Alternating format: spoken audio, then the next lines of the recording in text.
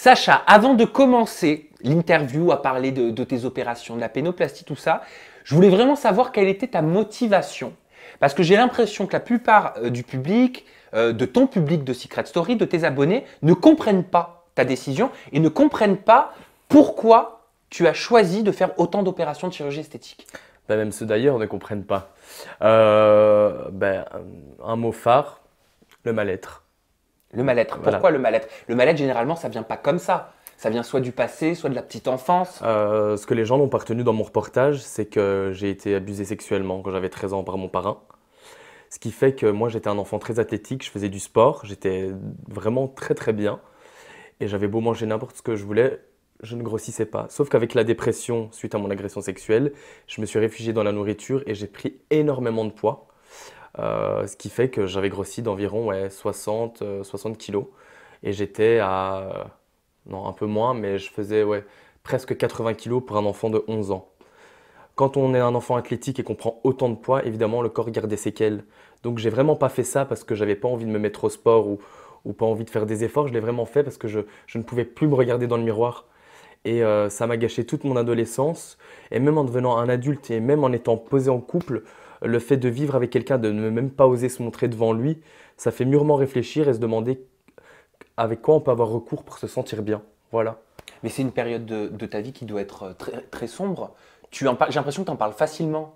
J'en parle facilement parce que maintenant, de mes 11 ans à mes 27 ans, il y a du temps qui est passé. Ouais, mais ce que je veux dire, c'est que tu as mis du temps avant de l'accepter avec autant de facilité. En tout cas, j'ai l'impression que tu en parles très simplement. Tu sais pourquoi? Parce que maintenant que j'ai subi cette opération et que je ne vis plus avec mon mal-être, j'ai l'impression que je peux en parler tout simplement. Je pense que si j'avais parlé de ça il y a quelques semaines avant de passer sous le bistouri, comme on dit, je t'aurais raconté mon histoire suite à mon agression, mais du coup, ça m'aurait fait penser à ça automatiquement. Mais cette agression sexuelle, c'est quelque chose, j'imagine, qui t'a terriblement marqué. Tu as grandi avec… J'ai grandi avec ça pendant toutes ces années. Faut savoir que j'avais 11 ans, c'est pas quelque chose de fréquent, c'est pas quelque chose qui doit arriver. Donc, première expérience sexuelle traumatisante. Tes parents sont au courant? Oui, mes parents sont au courant, bien sûr, sinon D'accord. j'en parlerai pas comme ça si facilement. Première expérience sexuelle traumatisante. Le moment où on grandit, où on commence à avoir des petites copines, parce qu'on rentre au collège, parce qu'on finit l'école primaire, où on fait du sport.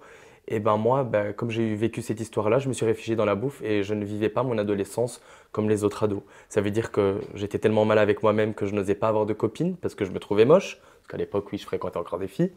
Je n'osais pas me montrer à la piscine quand j'avais les cours de gym ou de natation parce qu'ils étaient tous très athlétiques parce qu'on sait, les garçons jouent au foot, voilà, et moi, je n'osais pas faire ça.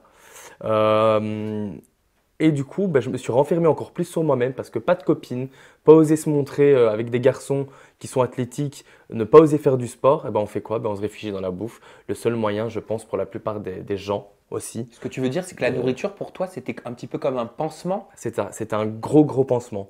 C'est comme il y en a qui, quand ils sont stressés, ils ont besoin de la cigarette.